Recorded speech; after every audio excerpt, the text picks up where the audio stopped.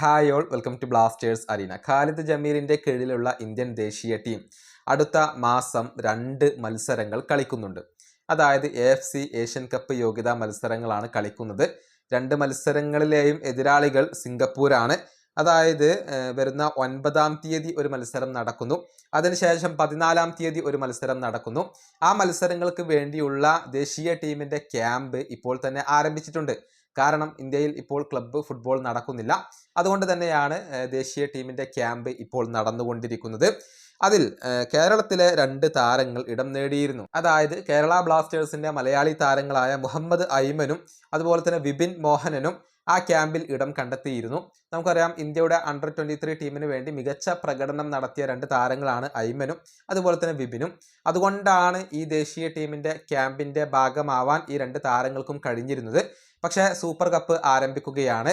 കേരള ബ്ലാസ്റ്റേഴ്സിന്റെ pre season 7-ാം തീയതി ആരംഭിക്കുകയാണ് എന്നുള്ളത് സ്ഥിരീകരിക്കപ്പെട്ട കാര്യമാണ്.